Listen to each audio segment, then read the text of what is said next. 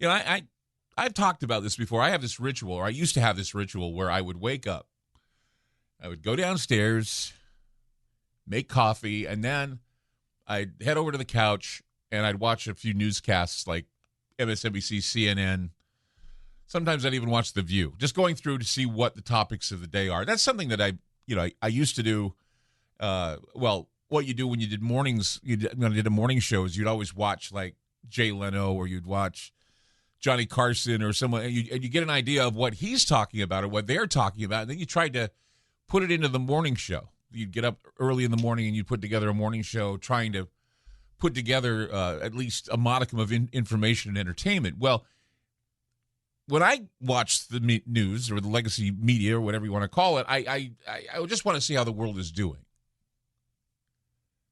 However, now I have broken my habit and I find myself reading more.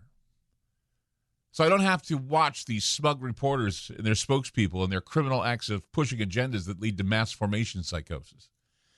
I think that's one of the reasons why, many of us have not fallen for this mass formation psychosis, because we don't listen to the mainstream media and their magic words, the scriptwriters, I call them, the scriptwriters, the powerful who employ the torturers and the marketers and the legal vultures, all those barkers and salesmen that we watch, all these sociologists and psychiatrists, all of them, all of these, operations, these guys that are nothing more than intelligence operators.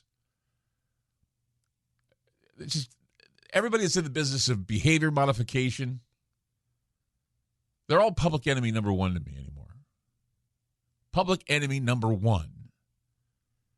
And they're breeding, in my opinion, a lot of predatory behaviors in people. And mostly it's because there are people who listen to these arbitrators of nonsense. And they figure if the media is saying it, it has to be true. They don't understand how propaganda operates.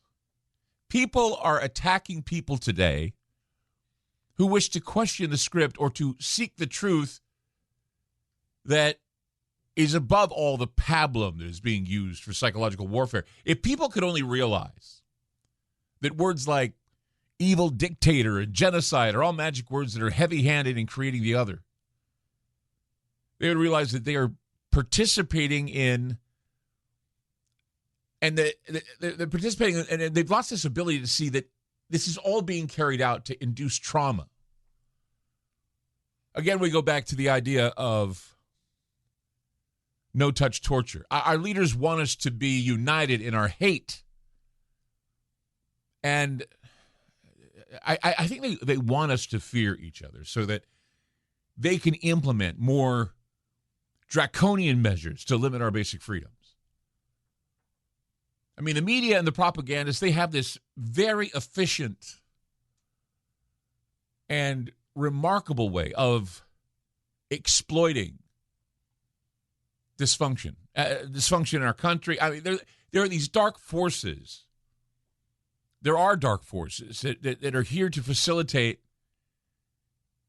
the continuation of trauma upon trauma upon trauma upon trauma. And that rolling trauma creates emotional and mental septicemia.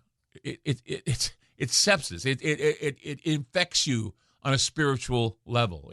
And there's no antibiotic for it except to just ignore it, avoid it, don't get near it, social distance yourself from it. But there are many self-righteous people who believe only a select few have the right to discuss the prevailing issues like the war in Ukraine or COVID-19. Both Twitter, Facebook, and YouTube's community standards are well-rooted in censorship and chicken diction. And speaking of chicken and eggs, and I mean, it's 2 days now after Easter. I mean, is anyone tired of their hard-boiled eggs yet? Just thought about that just now. I mean, I remember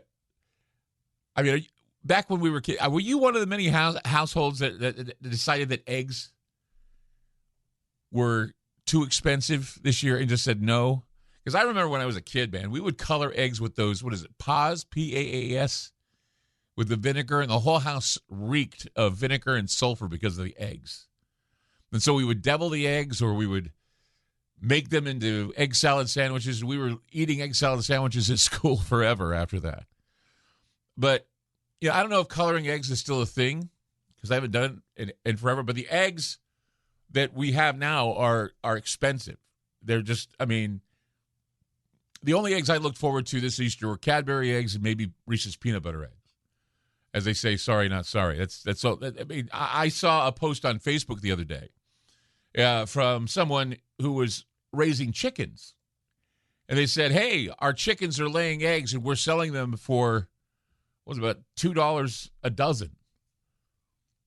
And I thought, yeah, that's about $1 cheaper than, or maybe $2 cheaper than what you can get in the store. I mean, what? The wholesale price of a dozen eggs used to cost about, $2 less, or a little less than $2 about 4 months ago.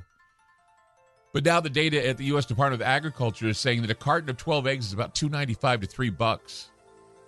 And Wes was telling me he bought organic eggs at Whole Foods the other day for $5 a dozen. And he said they were of poor quality. They're horrible. So, yeah, eggs took a lot out of our pockets this Easter, and there's a reason for it. It's not because of COVID-19. It's something else, and we'll talk about that coming up on Ground Zero.